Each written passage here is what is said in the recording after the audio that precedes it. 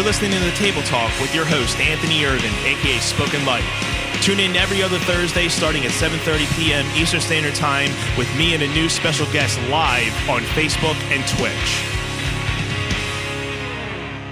Twitch. Without further ado, let's start the show.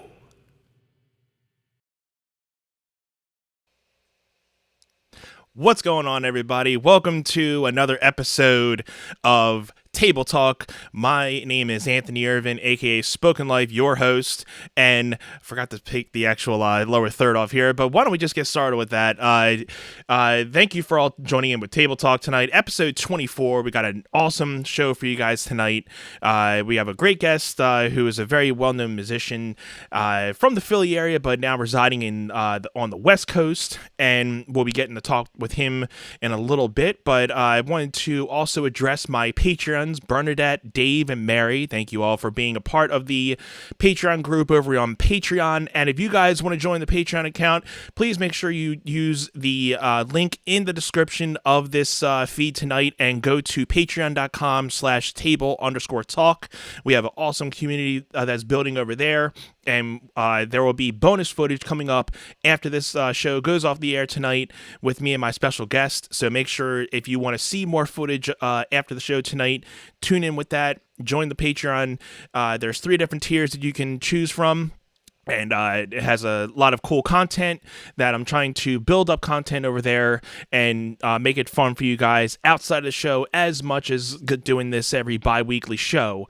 And I love doing this with you guys. Thank you for the community that is being built over here. Really appreciate all the Table Talk supporters that are coming to me outside of the show. And if you guys also want to join the fan group on Facebook, make sure you search Table Talk Community on Facebook, and there is a public group that I just started about a month ago. So I've been, putting in some little bit of content there, some extra audio clips from the episodes, and if you are a Patreon, you'll be getting your notifications right through the Facebook group as well, because I know with Patreon, usually you are getting email notifications. I know some people usually don't always check their emails, so I thought the best access way was to make a fan page over on Facebook. I know everybody usually has a Facebook these days, so if you haven't joined that over there yet, please make sure to go over there and search Table Talk Community on Facebook and join the fan page or Facebook group. So without further ado, let's get into tonight's guest. I'm looking forward to having a good conversation with him. Let's bring in Chris Ryan, everybody. Hey, what's going on, my friend? Hey, Anthony. I'm doing fantastic. How are you, man? I'm doing good. Yeah, it's been a little bit of a long day over here in the suburbs of Philadelphia, where we were having some hot weather this week, and today we started having a little bit of rain, so it's kind of been a good cool off session to kind of usually with a lot of different heat indexes, there's always some rain behind it, so it's always good to have a cool off session before the heat rises again. Wait, so that's actually true, right? Because it doesn't get talked about that much, but when it gets really hot for a while and then it gets cooler after that, then it's about to rain. That's generally accepted knowledge? I've always noticed that trend. Like usually, especially in the summers here. That you've been here from Philly, you kind of know it pretty well. But usually, you get those 3-4 days of really big heat indexes, like 90, 95, close to 100, and then we get a big thunderstorm for like 2-3 days after. So we have that in a maximalism over here. So basically, the way it works is it won't rain for about 3 months, and then when it does rain in San Jose, that's where I live, by the way, y'all. It's crazy. It's nice almost every day, but there comes the season, and it's going to rain for 2 weeks straight. And so when we first got here, we went to like Walmart or whatever because we were poor because we just got to Cali. We're just like, yo, where's the windbreakers at? And they're like, yo, honey, those sold out 3 weeks ago. You weren't ready. They're like, but anyways, that's how it works. It's like it doesn't rain for a long time, and you're like, it's due, and then the wind starts going whoosh, yeah, and you're just like, okay, so then it's going to bring the cold front, okay, and then 3 weeks. Yeah. Yeah, and it's crazy just how much like a the West Coast, the East Coast has like so much of a different pattern of weather throughout the year, and with being on the East Coast, you get all four seasons. Where sometimes on the West Coast, you're just getting you get a little bit of a winter, you get a little bit of a cold couple months, but it's not like over here where we're sometimes experiencing like 20-30 degree temperatures and all. But especially with this last winter, we were just talking about it last night that even in the Midwest, they're starting to get like snow, and they never even really experienced that much snow. It's crazy. I, I saw the guy. Did you see the video that really drove it home for me? Was the guy skiing on the highway in Houston? Did you I think so. I probably did see it at a point. And then he was just going by everybody like, "Hey, it's lit." Yeah, right. Like, you don't see that every day, so that's gonna be something on the internet that's like, oh well, I've seen everything today. Like the internet's wild. So, you were saying that you were born and raised in the Philadelphia area, correct? Right. So, one of the things that I wanted to clarify with you, because Anthony and I actually we've been on a podcast together before in the casual. I know him. I watched the show that he did with my good friend Zach, so I'm pretty familiar with Anthony actually, but we never met in person. But I used to hang out at the Old State Tavern and go to I'm from Chestnut Hill, right? Mm-hmm. But I ended up working in Delco. So the reason I know these folks, I know Zach from hanging out in Delco.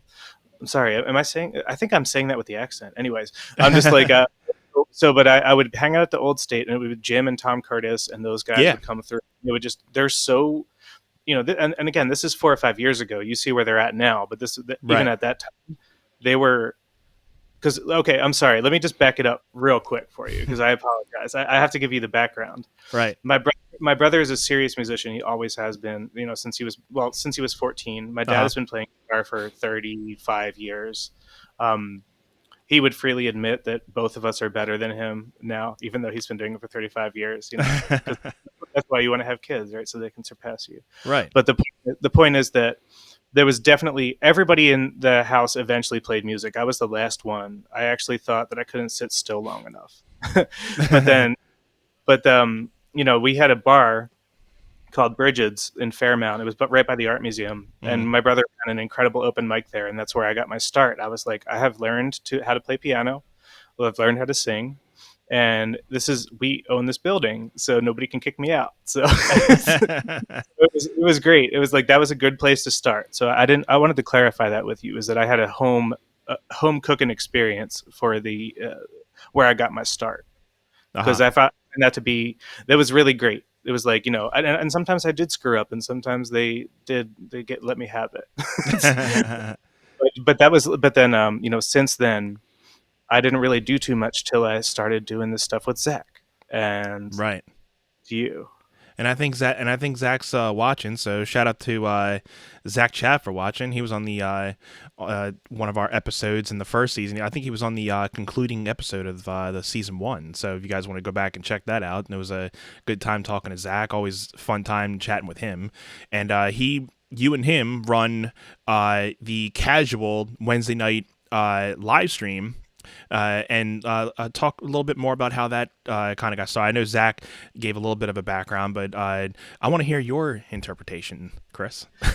Well, this is the real story of why I'm here today, is because I really like when Zach started releasing music. I only knew him just as a person, Hmm. and like we all know this, right?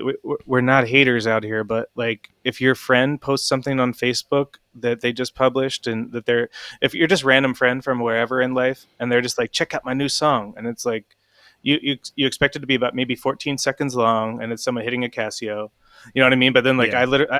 but I know Zach is serious, or I didn't know really, but then when he sent me his links to his SoundCloud, and he sent me wingless links, and I was like, I clicked Right. it, and I was, holy shit! So this kid who I've known for all this time, I haven't really heard any of his music, because he's humble about it. He Uh doesn't huh. throw his stuff around.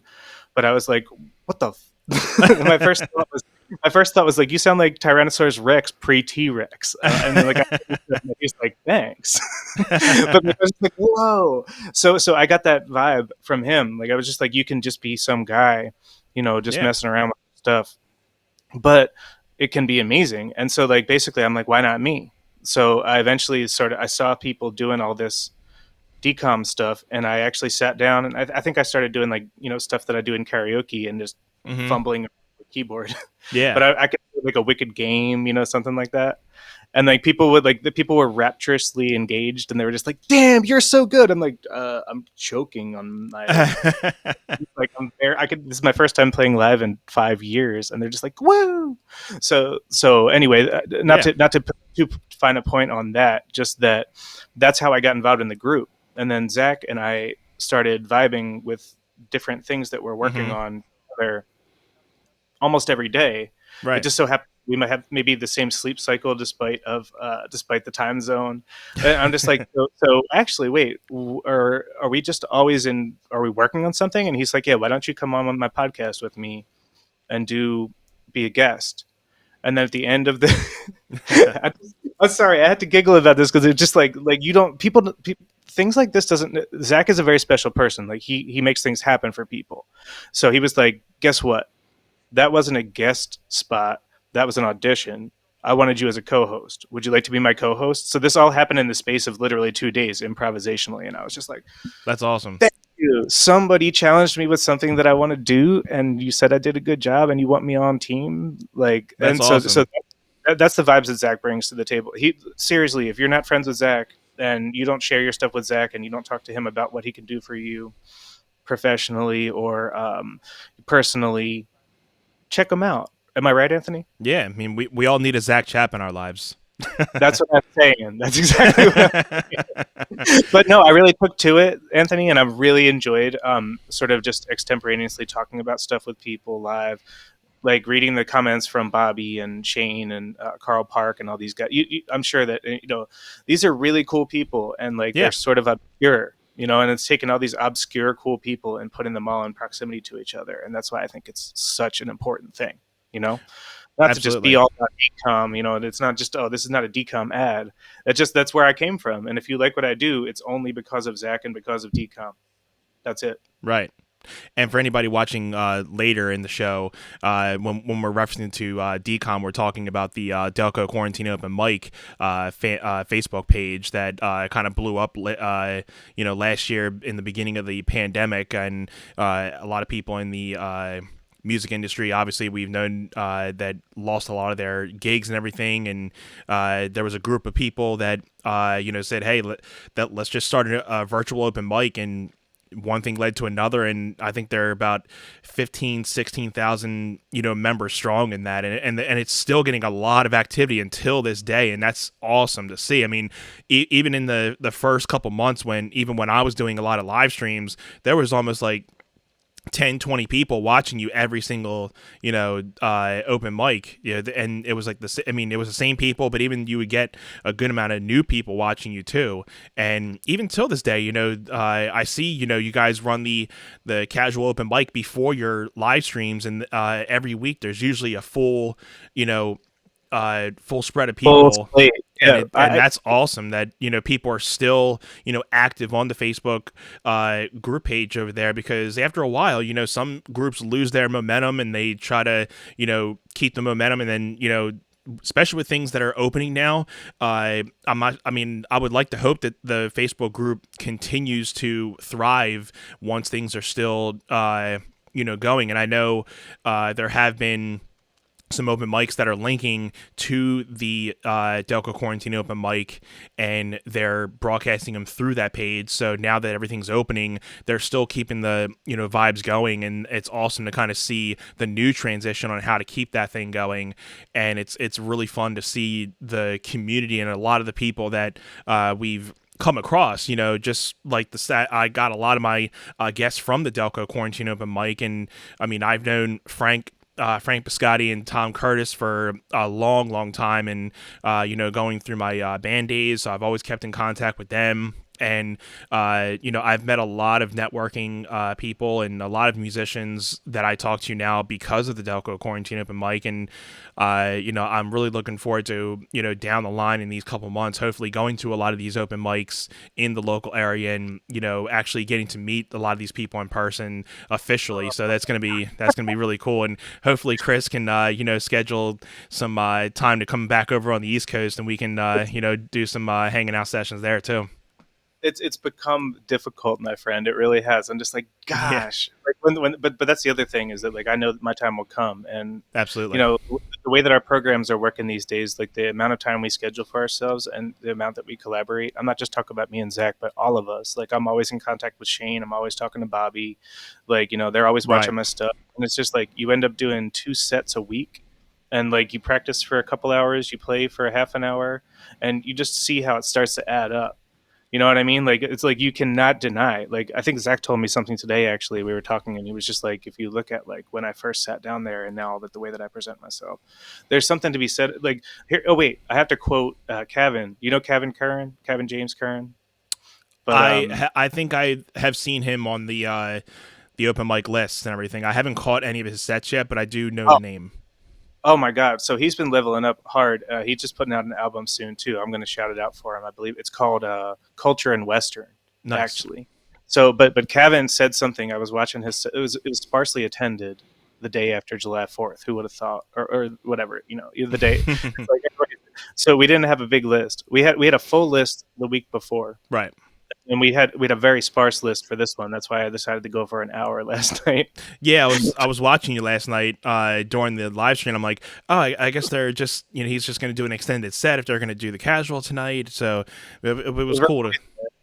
Oh, but wait, I had to get to the Kevin part. I'm sorry, because he was one of the few people who played, but he played an incredible fucking set, and you really have to watch it. I'm not even kidding. Like he's dripping excellence, Hmm. and but he was like, "I'm so happy this exists," and I'm paraphrasing, but I usually have a pretty good eidetic memory, so I might be saying the exact words. He's like, "I'm really glad this exists because I'm a homebody. I go out about 2 times a week these days." And I don't have to think about going out in order to work on my craft. Right. So thank you guys for the opportunity to work on my craft. And if that's an exact quote, don't hate me. It's just like there's a hashtag autism. It's just how our brains work. But anyway, I'm just saying, like, I literally remember him saying that, and I'm like, dude, that solves the problem.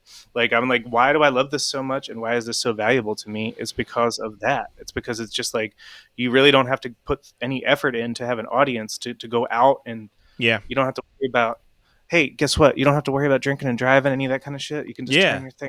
Yeah, so it's Absolutely. really valuable to a lot of people, even after the pandemic. That's why I brought all that up. Even after the pandemic, it will persist for those reasons, Oh right? yeah, yeah. Because even before the pandemic, I was live streaming a lot of my gigs, so I was still pretty prone to doing virtual streams in as such that I was doing virtual streams, but I was doing them in a live setting. I wasn't like shooting them from my basement up until everything shut down, and I'm like, well, I already do virtual stuff anyway, so we still have our live streams. So now it's just going to be from our house, and I was just really getting into the OBS stuff, and I was just I had an interface, and like I put two and two together. I'm like, well, I can stick my vocals and my guitar right through there, and it's a USB. It can go right through my interface because I've already been recording and stuff. And I'm like, well, let me see if I can, rig that right through OBS. And, my first couple streams were like, really all over the place because I was still trying to hone my craft with it. But after a couple, shows and doing this and doing that, and up until, doing this show, I've definitely, like you were saying, even though with everything that's been going on, it's kind of helped us to, step back and be able to hone our crafts even more so that, hopefully with a lot of musicians that are coming out of this, they're going to be 10 times even better and ready for when they go out and start playing shows again. Like, because, you have people that may have, said, hey, I mean, I've been playing the same cover songs for the last 3-4 years. I'm ready to, I have the time now.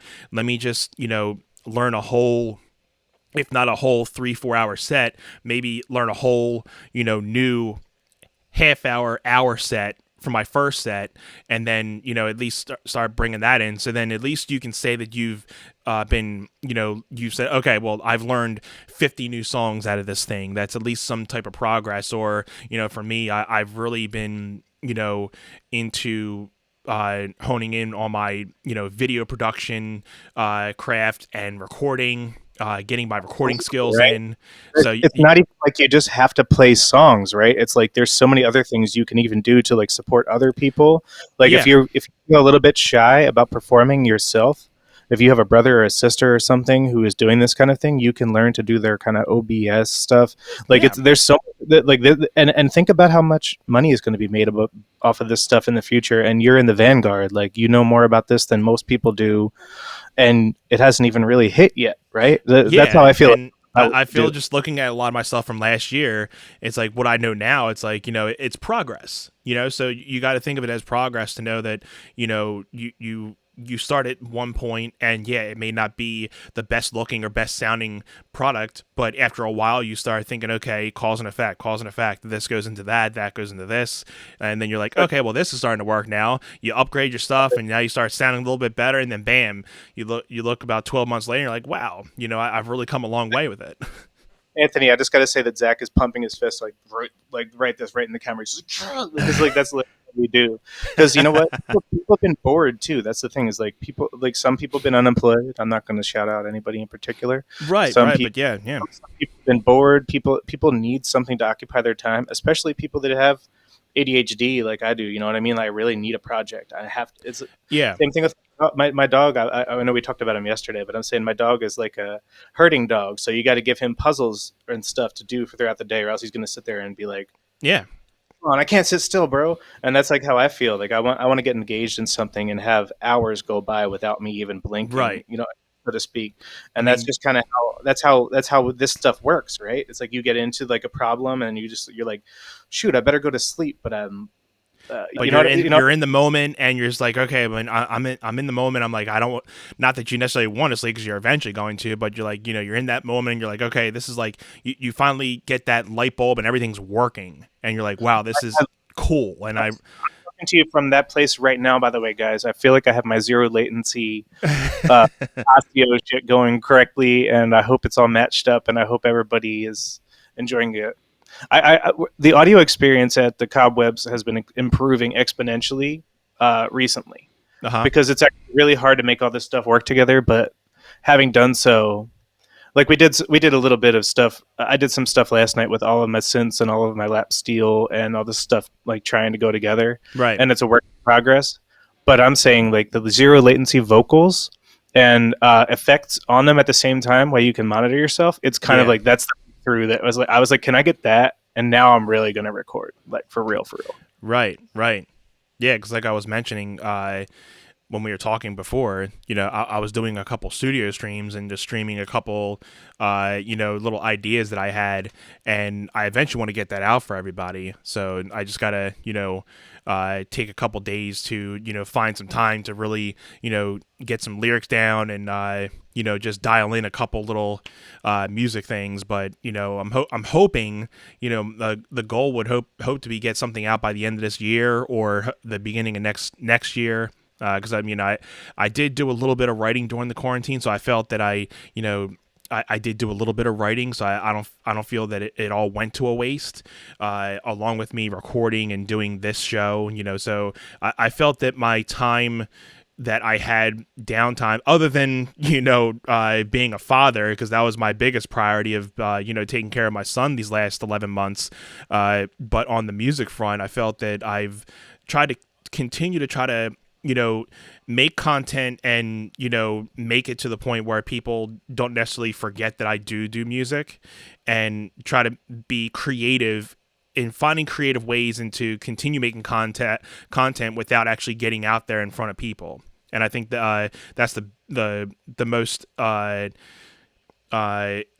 biggest thing with musicians, that they had to bring out a lot of their creative sides now, because we couldn't get out in front of people. So what's the next best thing? I mean, we have all this streaming sites with music, but everybody, you see all these ads of like, my song's out today, his song's out today, her song's out today, their song's out today. How do you just filter yourself from the herd of millions and millions of people putting out music every day? And that's where the Yeah, creative side comes out, to be able to market it yourself. And that's another thing with honing in your crafts of how to be a better marketer and be a better businessman in the musician world these days.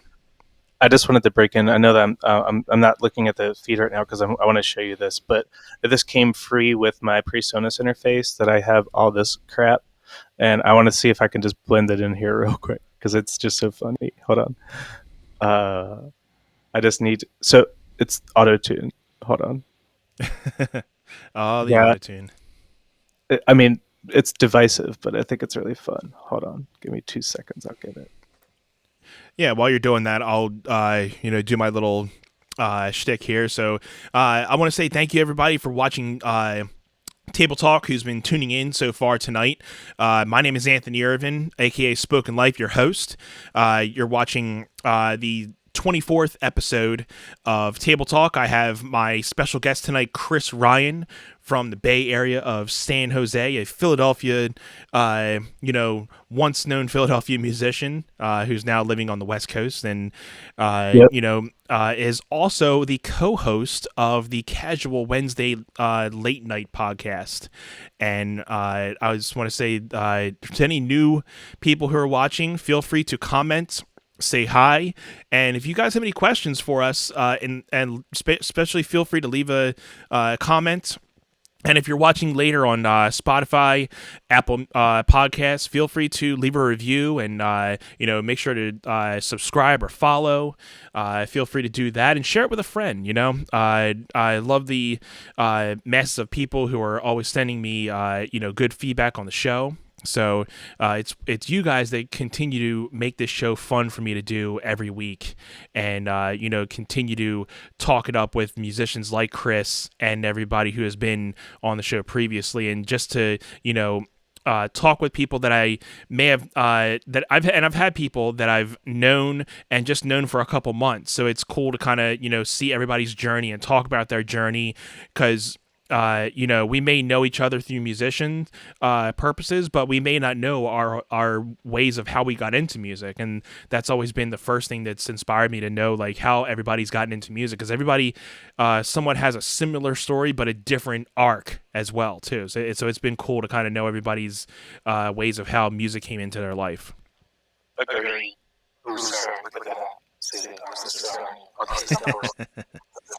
And anyway, no big deal. It almost sounds like you're losing your audio, but it's actually autotune that he's on. No, it was. I was just. I was trying to do the one that sounds like The Weekend, but I forgot which one it was. But it's just so funny to have all that crazy, like, super thousands of dollars production stuff in your lap. Like, you can do subscriptions by day, like month by month, and Mm-hmm. it's like, so something like that. Like, I usually wouldn't buy autotune, but if it costs me $25 a month, and every once in a while I just want to do a rap track, like, I might Right. actually do.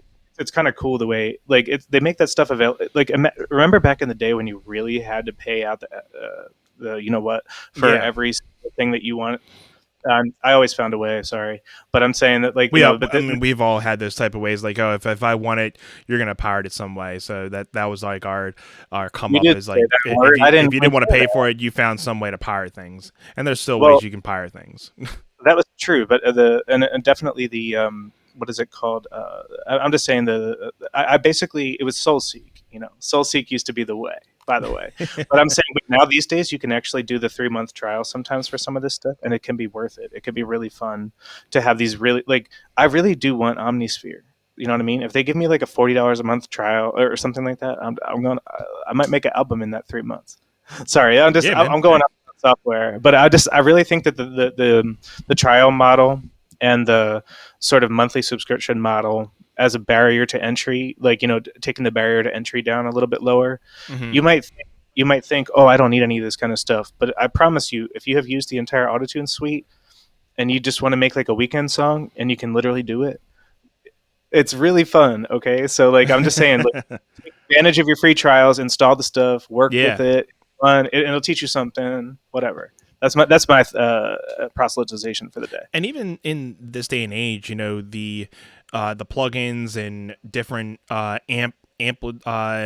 amp sims and stuff, the quality of these things are just amazing these days. That I feel, still it's never going to necessarily replace a traditional amp, but they're getting pretty damn close to, mimicking the actual, the sounds, but like the little tweaks that you get from a real amp. And when you're doing your amp sims, I think there's still like has that like 10% that they're missing. And I've heard like John Mayer talk about those things with like amp sims, that he's like, I like a lot of amp sims, but they're missing that like 10% that you cannot get from a traditional amp. And I think that's more of like that roll off, and when traditional amps are like, kind of on that breaking point to, the amp tubes like breaking. I think the amp sims are not really, some of them probably do a better justice with it than others, but they're still, in that craft of getting that dialed in. And I think they're just there, but I gotta say that there are some pretty cool amplifiers that, I wish I can officially own, but I own through an amp sim. So it's like you kind of own them, but you don't own them. But it's cool to kind of be able to still experiment with those things. So if you ever really wanted to just experience, hey, I want to know what this amp is before I want to buy it, you can always just go with the amp sim and like, just do a free download of something and just mess with it for a couple hours. And if you like it, cool. You can actually, if you have the money, go for it. I got to tell you about the situation my brother found himself in recently. So, he was a bartender, bar manager, and obviously COVID kind of forced him to seek other places. So when a music shop that repairs and sells used instruments opened up a job, Mm-hmm. he went into that job, and he didn't realize the side benefit of that job was going to be that he could just kind of buy and sell at cost any piece of inventory in that store. So he's been cycling through. He bought a baseman, like a pre-CVS baseman, or baseman. I'm sorry, I think it's a baseman, but it's Right. like but it's an incredible head. And then he found this Marshall cabinet, like a Mm-hmm. greeny Marshall cabinet or something, and he showed me. Kevin might be watching right now. I'm not sure because I'm not following, but I'm saying I think he said he was out to dinner. He'll probably watch later. But Mm-hmm. Kevin he actually demoed this, like he went through a bunch of different cabinets and stuff, and he was like, I don't want this one. Take this back to work. Switch it for this one. You know what I mean? It's like it's Right. literally so it's like you might not be making that much working a cashier and selling instruments at an instrument store, but you get something that's worth an invaluable amount of money, which is to make your perfect rig without buying Yeah. and selling, without losing money. You know what I'm saying? Right. So like, Absolutely. so I was watching him cycle through stuff, and he's like, "Nah, not this one. Nah, not this one." He's like, "Oh my god, I'm here."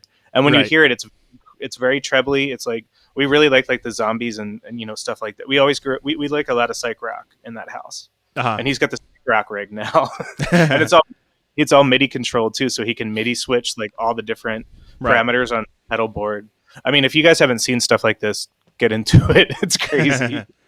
That's MIDI awesome. switching your entire pedal setup. I never saw that before. I'm just like, congrats. Shout out to Kevin Yeah, if you're man. out there. So, Chris, do you want to start off with some music for the night? Absolutely. Can I tell you a brief reason why I chose what I did? Sure. So, and again, I'm not sure if I am going to send this to like my dad or whatever, if they're going to watch. I mean, I'm sure my dad will probably watch, but they just happen to have stuff like Joni Mitchell and Willie Nelson in the house, and you get really into sort of this kind of there's country music like you hear on the radio now, and then there's old. We just call it old country, and Mm-hmm. I play old country. Right. Like you never be playing anything that has any uh, hippie country, let's say Graham Parsons, Willie Nelson, whatever. But when my brother and I, when we play Willie Nelson, it always has just this moving effect because it's a connection to the entire. When we were 3 years old, I remember like spinning around in circles at the rhythm. It was just like such a fun rhythm on the Willie Nelson album, and we would just spin till we fall down and be like, you know what I mean, and like But then you're like 14, you learn how to play guitar, and you're like, damn, this stuff isn't that hard to play, and it's Right. just so emotionally resonant. And then like you play it in a room with people, and they usually sit up and pay attention. They're like, "What the fuck? Excuse me, what did you say?" Like so that's why I like to play Willie Nelson songs. Is it suits me. It just connects me to my childhood. It connects me to my family, and it's just something that I like to do. It makes me feel good. So that's why I'm going to play "Remember Me" by Willie Nelson as my first song. Awesome. Yeah, man. So we're gonna get some live music from Chris, and so this is Chris Ryan playing some Willie Nelson. So get him his guest spot here, and we'll get him in here now.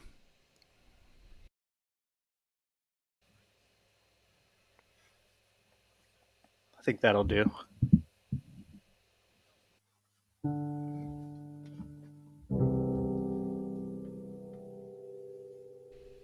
So we can see your face a little bit. Sure. Put it up a little bit. I like to hide that thing as much as possible. No, I'm just kidding. Yeah, we can get the Jason. There you are. That'll, A little more. how about that? There We you good? go. There you go. Thank you, sir. I'm still a noob, guys. You told me once that you were mine alone forever, and I was yours till the end of eternity. But all those vows are broken now, and I will never be the same except in memory. Sorry, I'm stepping on my mic cable here. Remember me when the candle lights are gleaming. Remember me at the close of a long, long day. And it'll be so sweet when I'm all alone and dreaming, just to know that you still remember me. A brighter face may take my place when we're apart, dear. Another love with a heart more bold and free. But now and then, fair weather friends may break your heart, dear. And if they do, darling, remember me. Remember me. Remember me when the candlelight's still gleaming. Remember me at the close of a long, long day. And it'll be so sweet when I'm all alone and dreaming, just to know that you still remember me.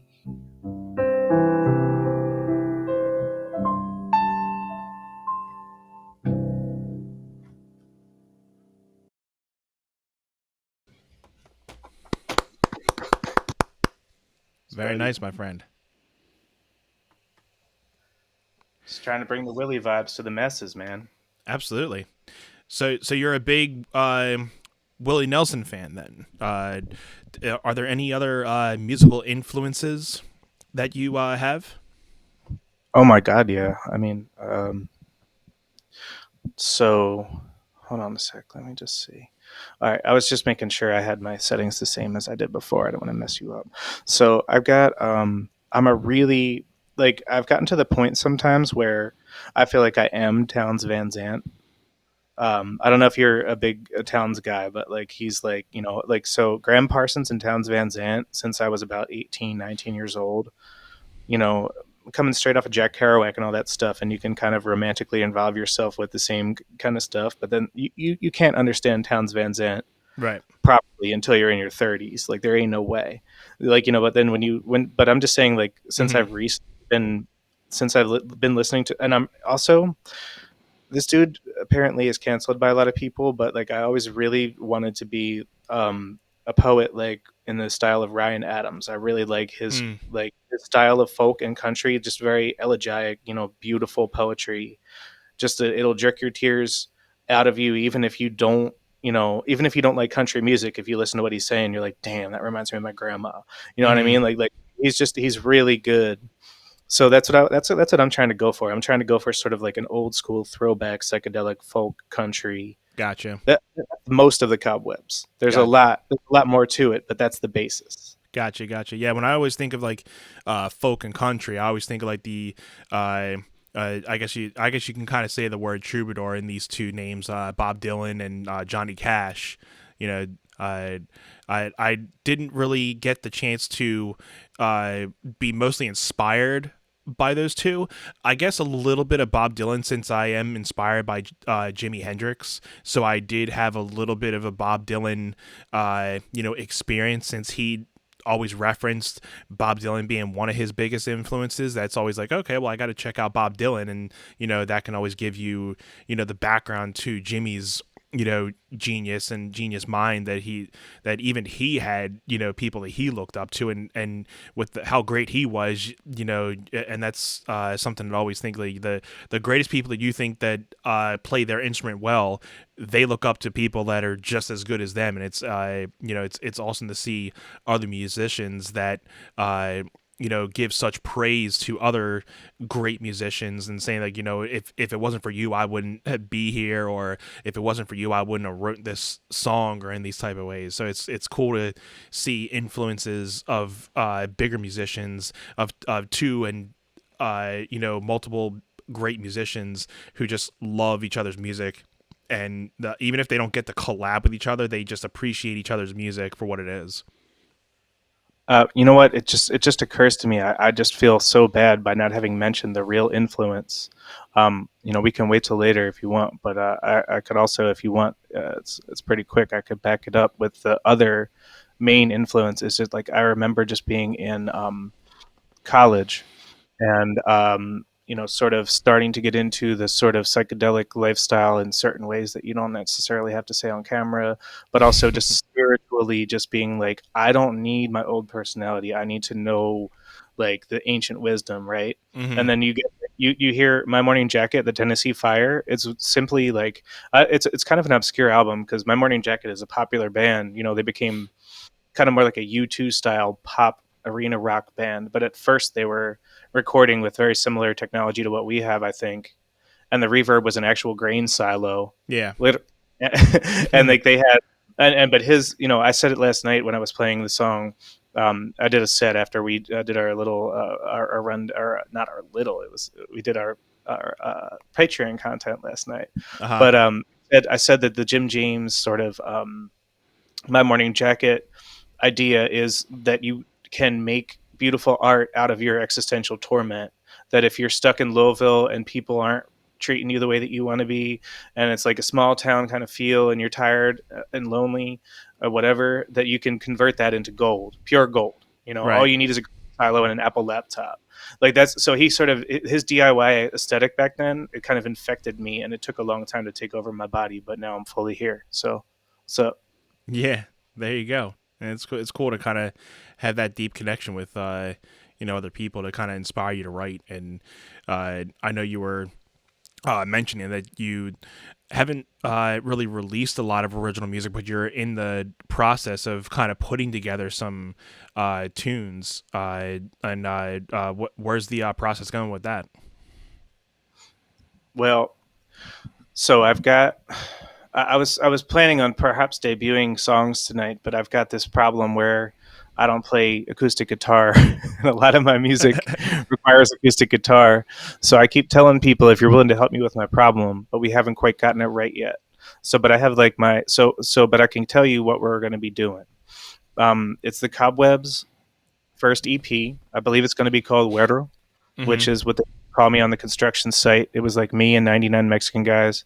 We all got along. But if they needed me, they just yelled, "Güero!" I mean, I'm like, "Yo, whitey." You know what I mean? So like, I was the lowest ranking guy because I was brand new to Cali. So I had to run around and bring him coffee and all that stuff. So it was, "Güero." So it's like, the cover picture we know that is like me in this construction garb with like mud all over my face, smoking a cigarette, just being like, "Oh Lord."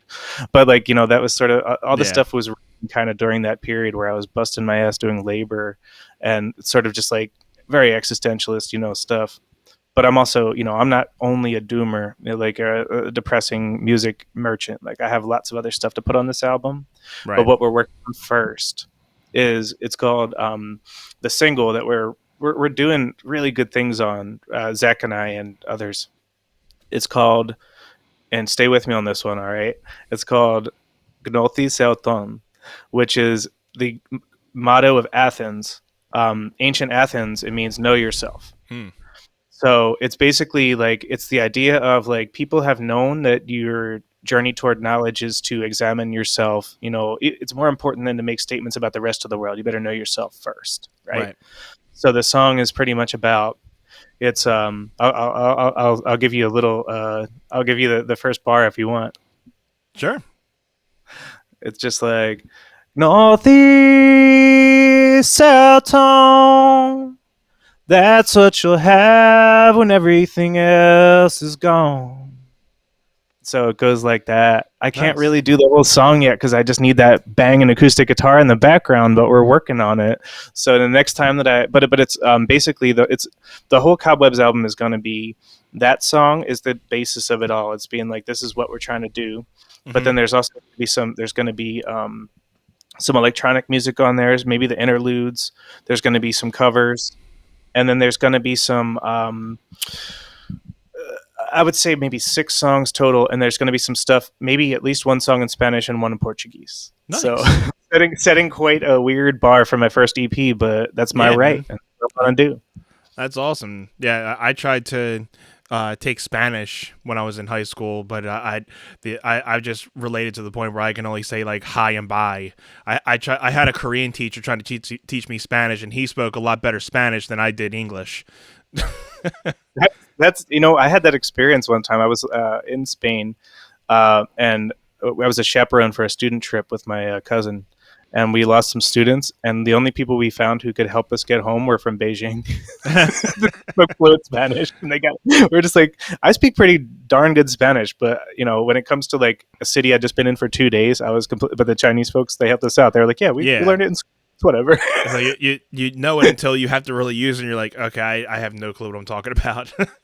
I would challenge you to fool me though. I'm just telling you, like since I worked in the construction site, I learned a lot of vocabulary that I didn't learn in school, and now I'm good. That's what they always say. When it's trying to do a language, other than if you're in like your for they always say like babies are good to like teach new languages because their mind is like a sponge, so you can teach them almost anything, and they're gonna hold it to that point. But when it comes to like when you're a lot older, they say if you really want to learn a language, go to the actual native land where they speak, and you'll get taught a lot of things that you won't be taught in like the classrooms because they're speaking like the actual language. You get to hear the different types of slang and ways that they actually speak it. So that's like your actual, if you really want to learn something and take it all in, that's the best way to learn. And it's just one. So the reason that I chose that, I forgot to explain that I majored in. I went to college. I'm not a big credentialist. I'm not big into like I got a degree. I don't got a degree. Like most of the stuff I know, I taught myself. But one thing I Mm-hmm. learned in school was the Latin and Greek languages and the Mm-hmm. history of ancient Greece and Rome, and that's my theme. That's what I think about. I think about how America is Rome. And I think about how Athens was defeated by Rome, and that Athens still lives, and we got to bring Athens back. The spirit of Right. inquiry, discussion. So that's where that's what I come from. That's what my album's going to be about. Nice. And yeah, it's just everything I've learned about the world via understanding the ancient world. It's gonna be a great album. I think you're gonna really like it. It's gonna be complicated and it's gonna be pretty cool.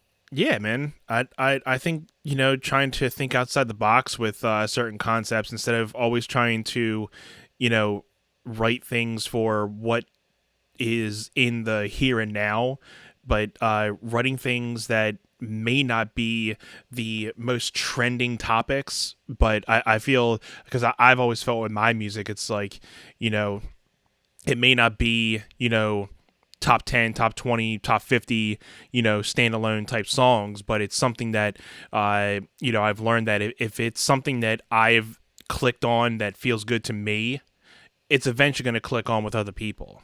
And, and I'm trying to get to that point now where I'm trying not to be a numbers guy, because especially with social media today, where a lot of musicians are all dead set on if this post doesn't get X amount of likes, then this means nothing, or if this song doesn't get 100,000 streams, I guess that I'm not that good.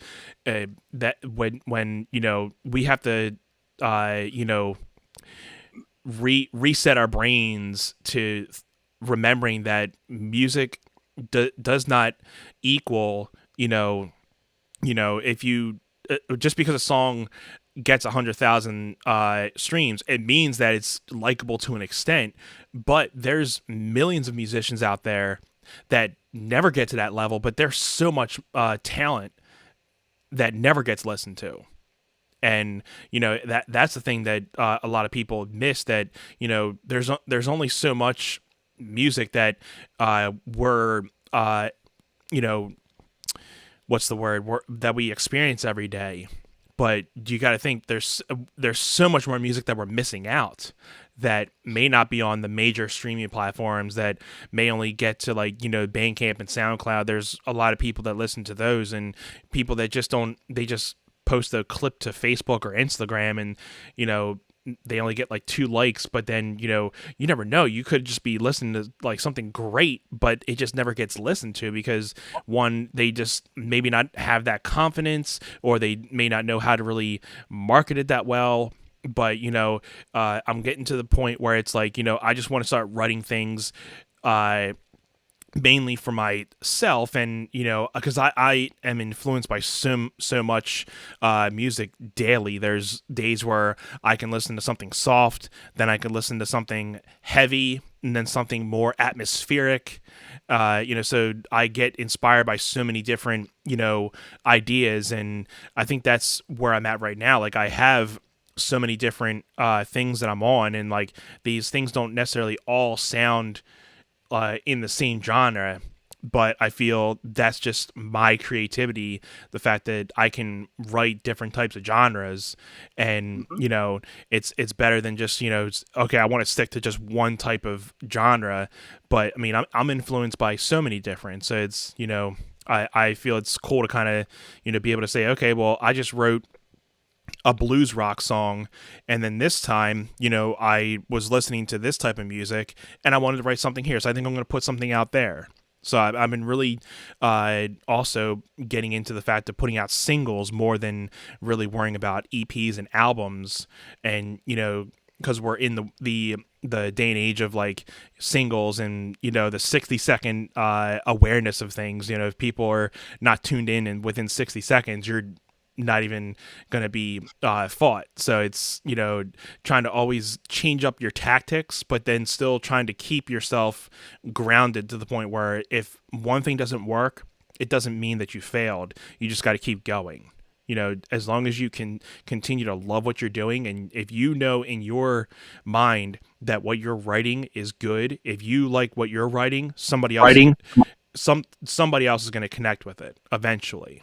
You just got to keep on doing it, because music is about expression. It's not about getting 1,000 likes every day. So I wanted to just to tell you what I think about that is that I used to be. I think that you had mentioned that you were at one point a shy person, mhm. and the bigger audience that I had to work in front of when I was first trying before I learned how to again, this revolution really revolutionized things for me to be able to play without an audience, because as I just want to throw this out there, I'm a person on the autism spectrum, and I have a very extreme sensitivity to noise and stuff like that. So when I would hear people start talking and stuff like that, if they got bored with my first 30 seconds, and I would start flooding like hard, and just like I'd have to get through it, and Yeah. it wasn't great. But I'm just saying that, like, basically, like, just as a shy person, as an autistic person, originally, I wouldn't say that I'm cured, but I would say that I've basically fought through most of the symptoms. But I just remember it just being a very serious problem to have this audience and to try to simulate what the audience might be thinking, Yeah, you know. I get So like having that a too. it was very interesting to me to reintegrate with an audience through decom, and it was such a nice audience. So Hmm. now I have a good model of an audience because sometimes, like when we were playing, there was too many people there. There's like 50 people watching you, and you're brand new. You're just like, hold And on it's kind of hard, especially when you're having like 10 different comments coming in, like bam bam bam bam bam bam bam, and you're trying to be like playing, but you want to not think you're not trying to be interactive with people. So it's like your mind's thinking so many things outside of making sure you're playing the song right. And I think that's where playing shows and doing the live streams and stuff, I've learned to kind of just when I'm playing music, worry about my song, and then have the times where, if I can check the chat, in between a song, kind of just scroll, see if there's anything that I need to address, or if there's somebody that pops on, I'm like, oh, hey, you heard, but, and if that, I always try to get back to them after the gig, and I'll just, respond to a lot of things after. And I think that's been a little bit better for me. But like what you were saying about, the shyness, and it took me a while to kind of even build up the confidence to really be a leader in a conversation. I still think I'm not 100% the best, but I think and I've always been saying the last couple times that this show has definitely made that weakness a better strength of mine to learn that how to carry a conversation, and instead of being like, oh well, what else do you want to talk about, we have like an hour and a half, I don't know what else to do. Help me, Listen, this is my show, no you doubt need to about help me. Anthony, I can tell you that at this point, you really do not need to even mention that anymore. And I'm not saying that in a critical way. I'm just saying that you make it very easy. Like we did a bunch of content yesterday, and you can tell when you're in good hands when you look at the clock and a half an hour has gone by and you thought it was 5 minutes. I'm just like, Well, I've I always, appreciate that, man. Yeah, it's great so when you you're, have a good conversation. and then the one thing I wanted to clarify about what I had said before, because I've never performed for an audience of 50 people on a stream, only live, raucous, drunk people. What if 50 people were to watch my stream? I would feel so gassed up. I would feel so excited. I would Yeah, probably play better than anybody because I'm not really worried about. I can't even really. I'm not looking at the comments like you said. But if 50 people in person kind of gathered around you, or when the pressure is on you and you're not used to it, it can be heartbreaking. Like you can literally feel your heart pounding out of your chest. But yeah. in this format, I rarely feel that way. And even if a lot of people join, I'm just like, okay, great, and I And hope it's more next time. yeah, and I've read a lot of things that they say it's better when you're having streams that only maybe five or less people are watching, because you can still take that as like a practice session to hone in everything and be ready for those times where especially on like Twitch, if you get a rate of like 200 people, and you're not used to that, at least if you've done a good amount of streams where you're kind of comfortable with what you're doing and you get a big audience, all of a sudden how to interact with that. Because if you're expecting big audiences and you're not ready for it, then that's when your big chance comes and it just gets missed because you're not prepared for it. So I mean, even I get to the point sometimes where I'm like, well, there's only been like X amount of people, so it's like, did I really just waste my hour and a half? But no, I mean, you take it as you take it as practice, and there's gonna be that time where, and I've had those times where I thought, well. I'll go on. It's probably not going to have a lot of people, and then I have like a boost of a lot of people, and I'm like, oh well, this is a great night. I had, and then especially on this show, I've had times where it's just to the point where there's a couple people watching, and it's just been like me and the guest talking, and we have our conversations. And then there's nights where I'm doing like multiple things. I have people in the comments and they want to be chatting with us. I'm trying to keep a conversation with the guest, and then I'm like, all right, well, this is like fire tonight. I'm trying to make sure that I'm making sure the whole script of the show's going good. So and then because when you have that time, you're prepared for it, and then you kind of know how to be that producer, because we do all these things, we do all these live shows by ourselves. We not all the time we have a producer on the other end saying like, okay, well, you got this coming in, and they're saying this. Like, no, we're especially for me, I'm looking at comments, I'm looking at you, trying to keep a conversation going. I'm making sure that I had all my shares going, so it's like it's not just a one track mind sometimes. I think that it's never a waste, like you said, and it becomes very clear over the course of 3 months or 6 months, Yeah. or especially, I think I might be getting up maybe close to 9 months, and you just look at yourself from those intervals before, and you see how much better you are at what you're doing than where you were before. It's never a Absolutely. waste. I've seen a lot of people throw fits about not being watched enough. That is silly. It's absolutely silly. It needs to stop, in my Yeah. opinion. Everything is good. Everything you get, they're going to watch it the next day when they wake up and have coffee, and they're going to give you a comment and be like, I'm having coffee and listening to your stuff. So I I always, get the always amount of replays you get is really good, because sometimes there's times where you may not get a lot during the lives, and like you said, but you'll get almost double the replays, and like you might, like your live stream might only get like maybe 50 to 100 views one time during the live, and you check, you're like, oh, well, only 100 people watched. What the hell? I thought there was gonna be a lot more, but then you check it 2-3 days later, it's at 500. Like, where'd all these people come from? Because there's 9 times out of 10, a lot of people, watch replays, and then that's where they discover a lot of things too. you're talking to me about the promised land that I have yet to access. 500 views? I'm just kidding. No, I'm a new artist, man. I gotta claw my way up. I'll never get that. So you're gonna play your song? Yeah, I think I'm gonna get a song in here, and we'll do the spin wheel after this. We'll try to see if we can get one of our topics going. Dude, do you mind if I step off camera for 1 second while you just while you're about to play? Absolutely, yeah. I'll go into my little guest spot, and then I'm gonna do a song, and then we'll get back on here. Thanks, my man. I appreciate it. All right. Okay, guys. So while Chris is doing his little thing, I'm going to play a song, and this is probably going to be a you know what, I always do originals. I think I'm in the mood for doing a cover tonight, so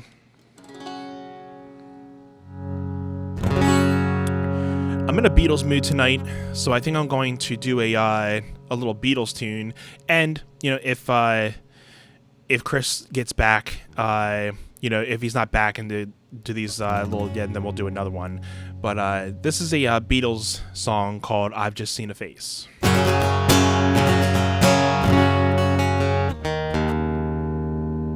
There you go.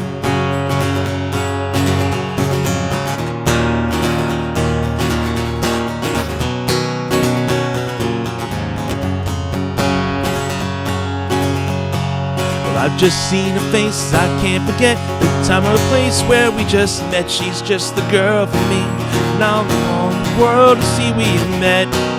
Na na na na na na. Had it been another day, I might have looked the other way, and I have never been aware. But as it is, I'll dream of her tonight. Na na na na na na. Falling, yes, I am falling, and she keeps calling me back again. Had it been another day, I might have looked the other way, and I have never been aware. As it is, I'll dream of her tonight. Na na na na na na. Falling, yes, I am falling, and she keeps calling me back again.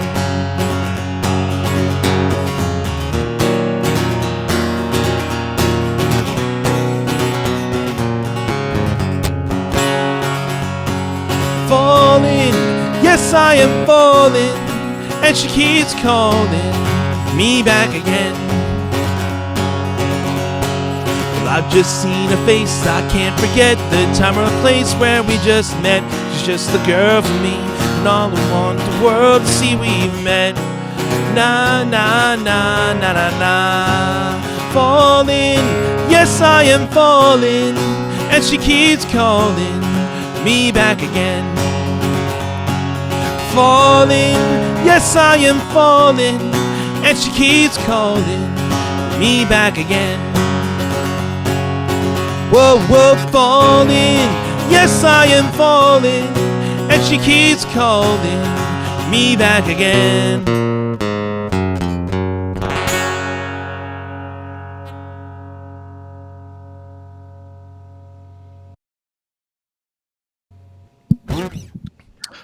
There you go. Very nice, Little Beatles man. for you guys. So I've seen you've been playing out at bars again. Yes, I What's the have. big? Yeah, I saw you playing. Mostly covers. You did some originals too, right? But it's like, do they sort of most of the time when you play at a bar, they sort of ask you to play to the crowd?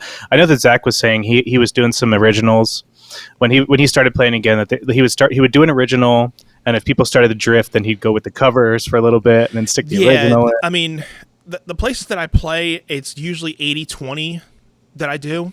Every once in a while, I'll throw an original out there. And sometimes it'll just be covers all night, and I'll forget to play an original because I just get so set into playing the covers that I can't wait to play that I totally forget. Oh, I have original music that I can just throw this in there too. So, so lately, when I've been playing up in Royersford the last couple months, I've just been playing strictly cover music. I haven't really done too much original music up there, so I definitely want to try to throw those a couple of the originals in there for my next time I'm up there. Because I definitely have to throw a couple of my newer stuff in there, and hopefully I can try to start putting out some newer music in the future and start throwing that up there too. Because when I started playing my recent single, I was playing that at my shows and kind of just testing that out in the live looping setting before I really got it into recording it. And so it just went into the testing field of being able to feel it out with the crowds. And then once I was doing that, then started recording it. So, I mean, I do a lot of original music here and there, but lately in my past couple shows, I've just been really just doing a lot more covered songs because I started learning a couple new ones, so it's more of like they're fresh in my mind, and I'm like, okay, I can't wait to play these certain ones because I haven't played them in that many times to be like, okay, I can't even play this one anymore because I've played it numerous amount of times that I don't even feel like playing it anymore. Oh, that's a good point. I had to remember to talk to you about that in next time before I play a song. But wait, I wanted to say this. It was really it's very to me the idea that it just occurred to me while you were saying that, because again, I'm not a person who has played really any original songs for the public. Mm-hmm. The theoretical amount of anxiety that I would induce is enough to like anime explode me off the planet. It can be intimidating. It can be intimidating because especially in a bar setting, because people are not there to hear your originals. But I've learned to play a couple covers, and then not even just say, "Hey, I'm about to play an original." I just start playing it, and then dude. And then you know what? People have asked me if the songs that I'm playing are originals, and I'm like, well, if I have you hooked, like if I have you fooled like that, then I must be. There you go. But I was going to say that you just gave me this key actually while you were talking about that, and from Zach too, is that first couple of times when you get to meet a new crowd, right? You get them to like you get them to know you, right? You charm them a little bit, you get them under your thumb, and then you start hitting them with the originals and blend them in with the others. And they were like, "What's that one you said?" I did this to Tom Curtis actually. I was like, "Tom, what's that? Like an Irish standard song that you played?" And he's like, "No, that's one of my old songs." It was. Do you know the song "Stand Right Next to You" by Tom Curtis? I think so. Yeah.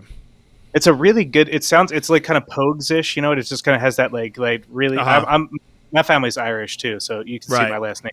So like I was just like rocking to it, and I was like, "Tom, what is that song you played? Is it an Irish song?" He's like, "No, I wrote that a long time ago." I'm like, "Darn it, Tom Curtis, darn it! Why you got to stun on me like that?" Yeah, and a lot of us, we've been playing a lot of our older tunes for many years, and I know Tom has been putting out a couple new songs over the last couple months, and Frank Biscotti, he's been playing his EP that I think he put out a couple years ago, and he's been still playing a couple of those songs. And I love a couple. I love a decent amount of those songs that he plays from that EP, and it's cool to kind of see how those songs have been, progressing, and people are catching on to those, and especially in my sense too. I put out a lot of my music starting in 2012, and I've been just playing them out, and I'll still get people every once in a while, even with my old tunes compared to my most recent stuff, that people still, when they listen to it either online or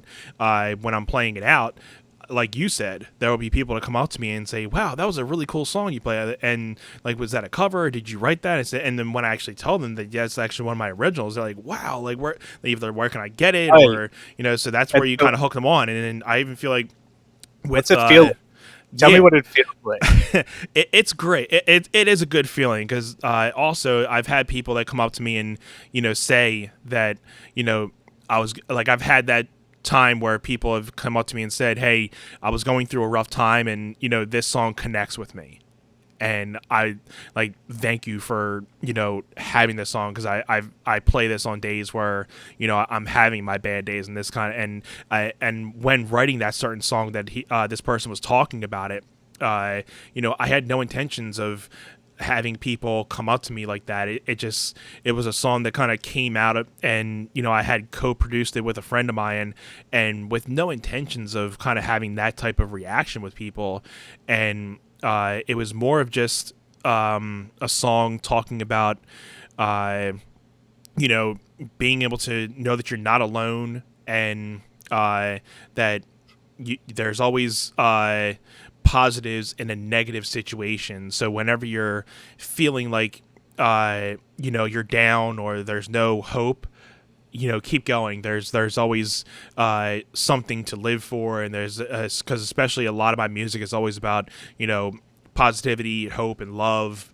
So I always try to hone that into a lot of my writing, and keeping people's spirits up, keeping a positive lifestyle. Even the most positive lifestyles can, we have our negative moments, but I was just listening to a podcast, and this is going on a tangent, but I was just listening to a podcast today, and they were talking about the same thing that I've always told people, that your mindset is the biggest thing when it comes to living a positive mindset, because there's a lot of people that they think a lot of negative thoughts, and eventually you keep thinking negative thoughts, you're gonna be thinking negative all the time.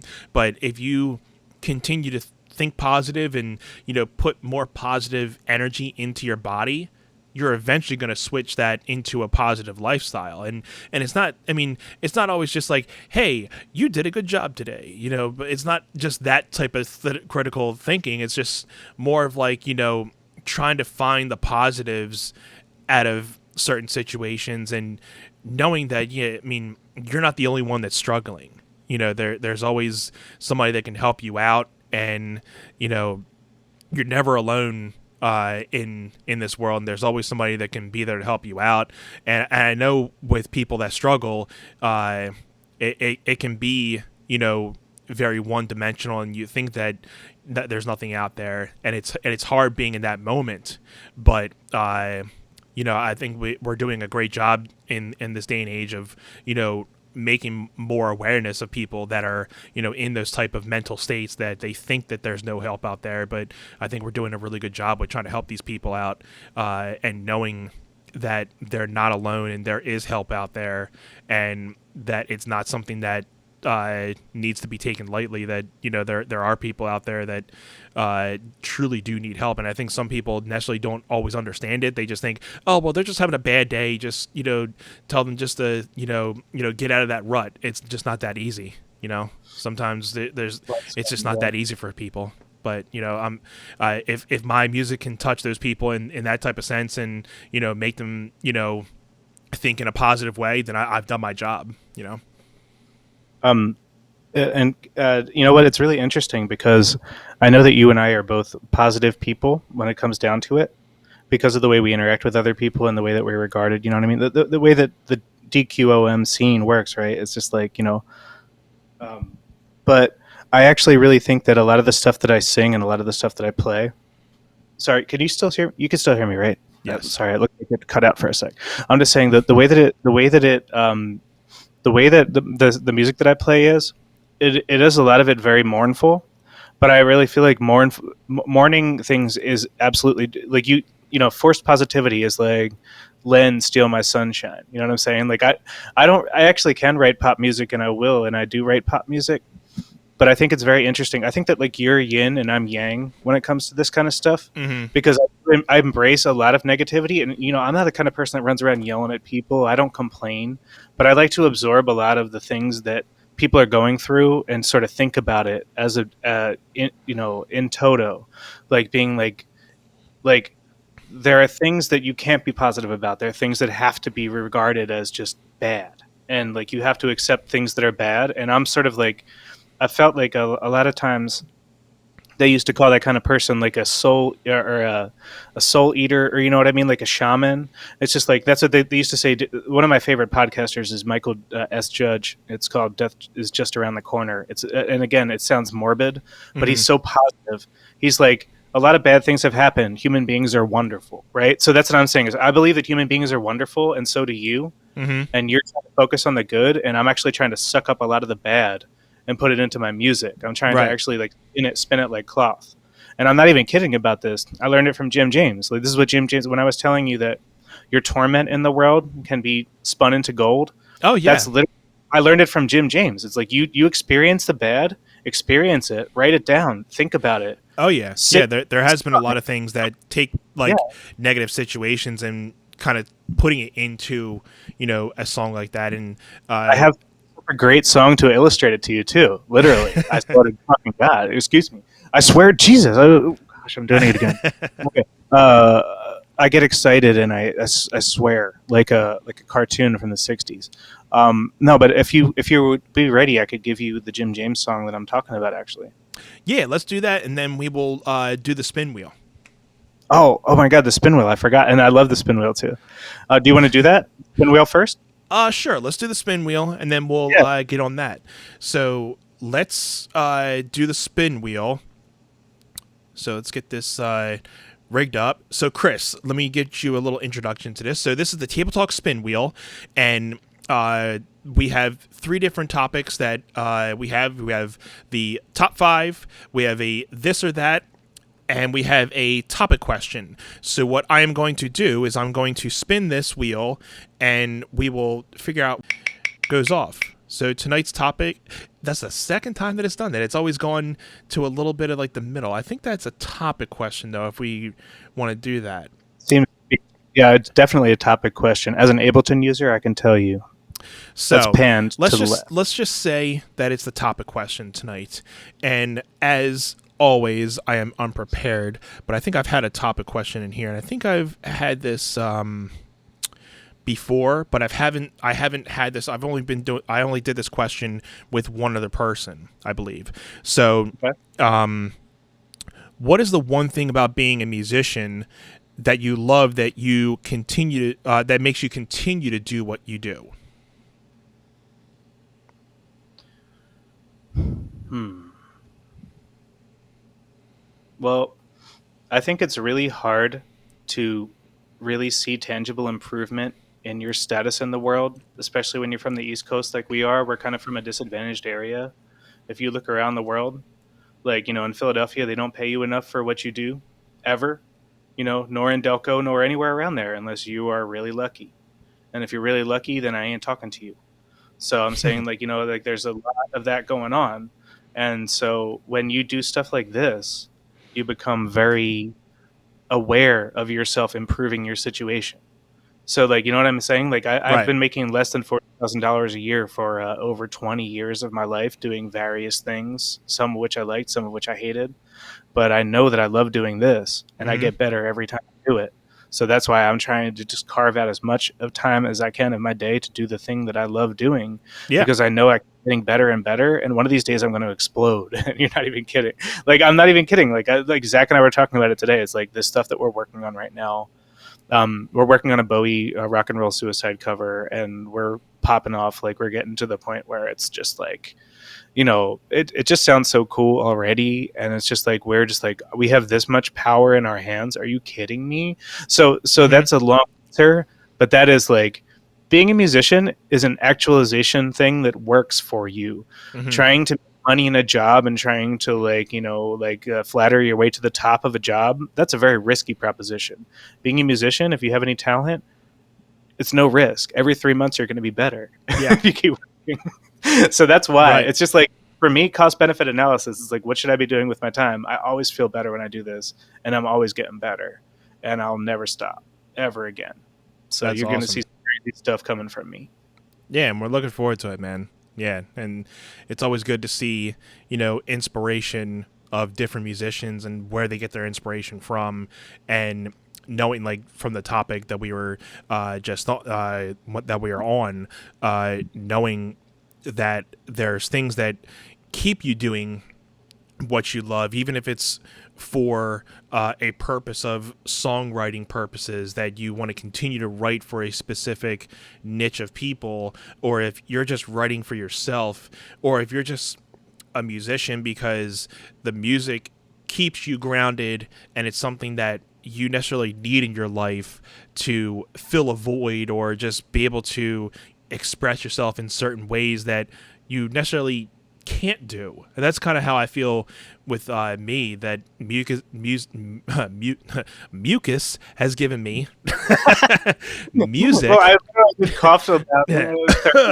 This Times is on this. I smoke Camelets, yo. What's up? but music has given me the ways of being able to express myself in ways that I wouldn't be able to do in just like general conversation.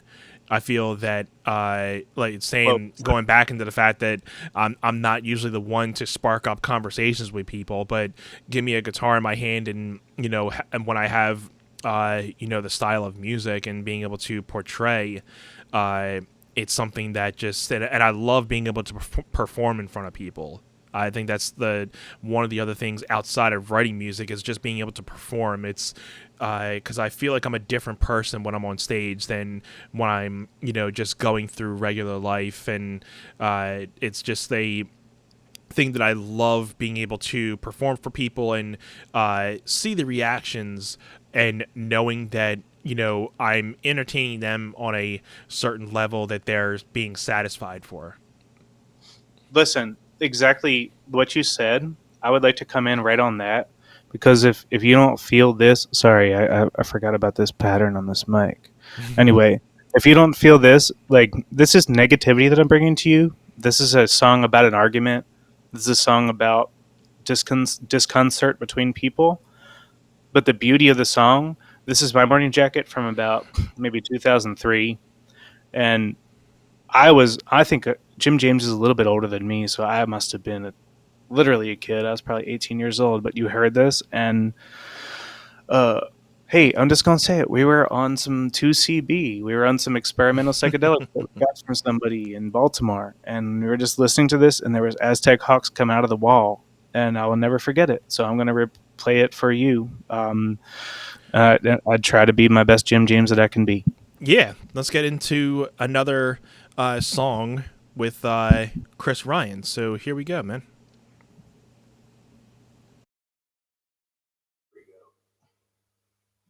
You said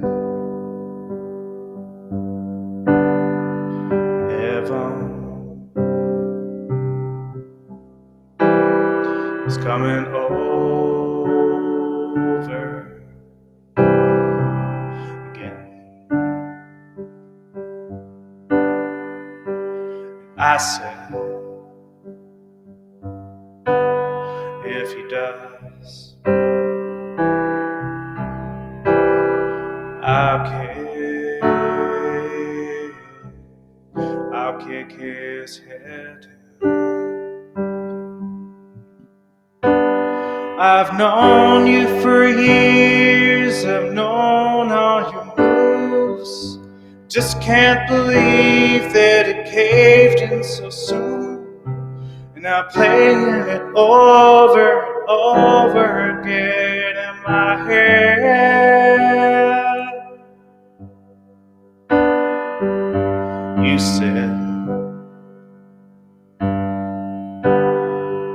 on.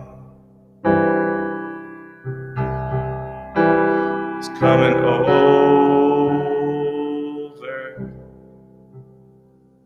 again.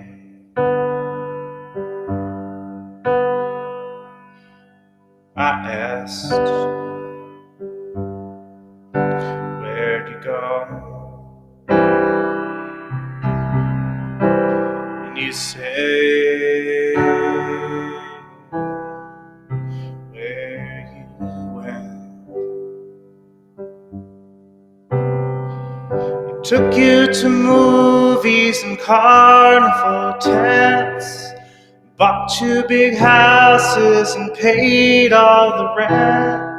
And I'm playing it over and over again in my head. But Los Angeles ain't that far.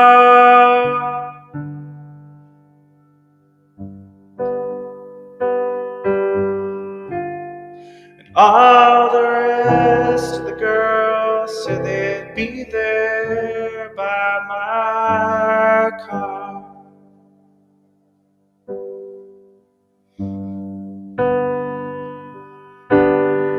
Oh, but Los Angeles ain't that far. All the rest of the girls said they'd be there by my car.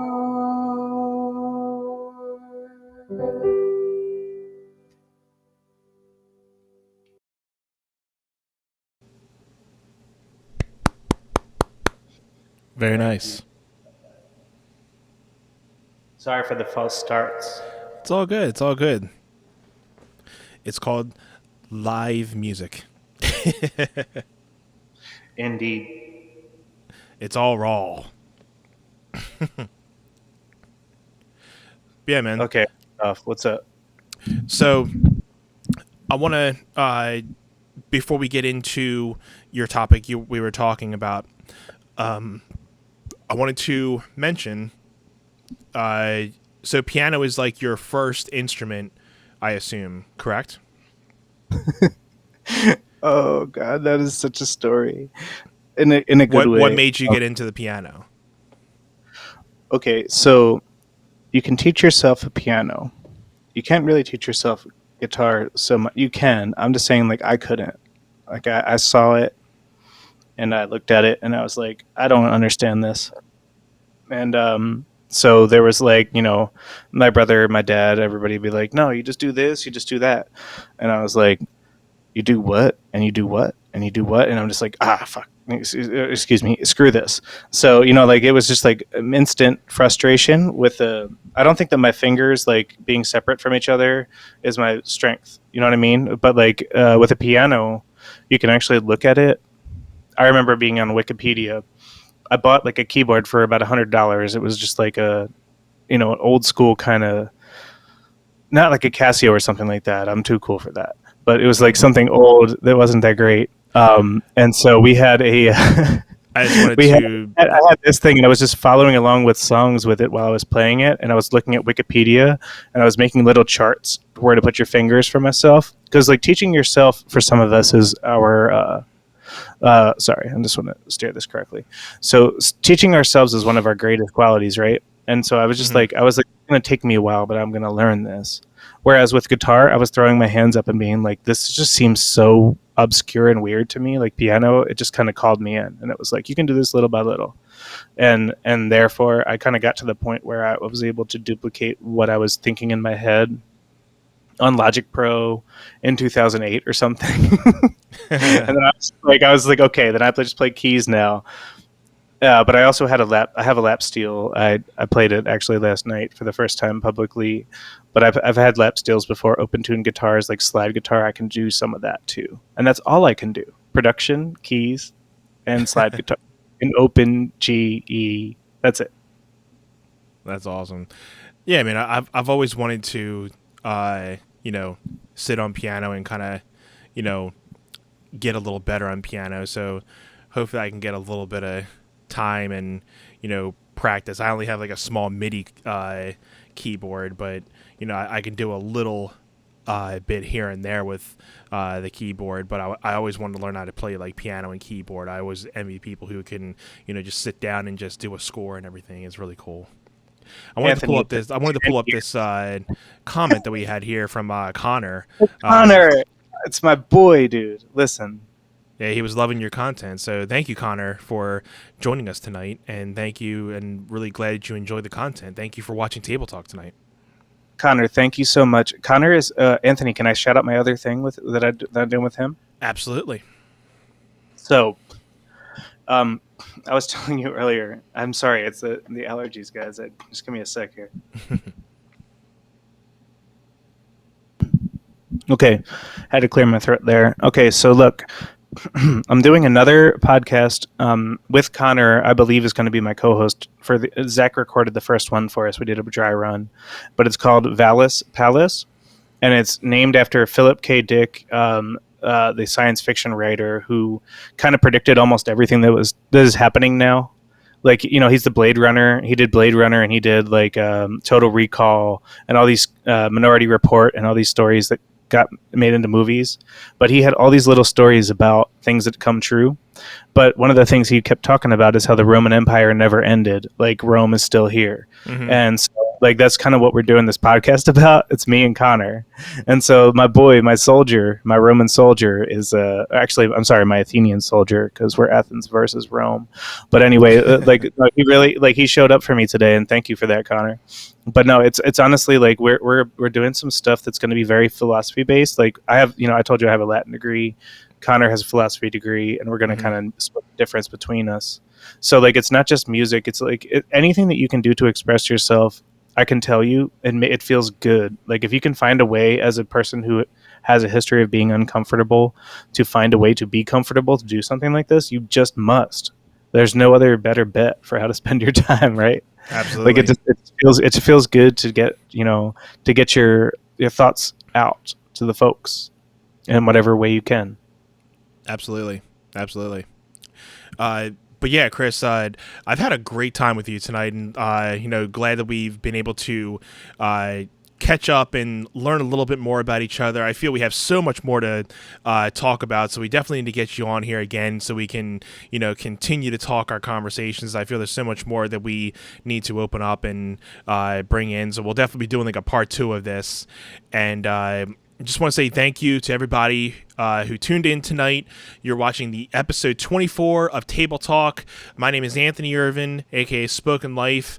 I'm here tonight with Chris Ryan. Make sure you check him out on Facebook. And I know you said you're getting your socials up, so are you going to be making an Instagram soon? Or I'm not quite sure, but I'll tell you this: catch me on Facebook, even if it is not your thing. That's where I'm at. If you like my stuff, and I will get you all the stuff that I put out in the next week or two or beyond. Please do, if you're interested. You got Thank you so much. Free music on the way, guys. So make sure you check out Chris Ryan. He's got a lot more stuff coming. Make sure to check him out. And once again, thank you all for tuning in. This has been Table Talk, guys. I will see you on the next episode. Have a great night, everyone. Thanks, Anthony. Take care. Thank you. Have a good one, buddy.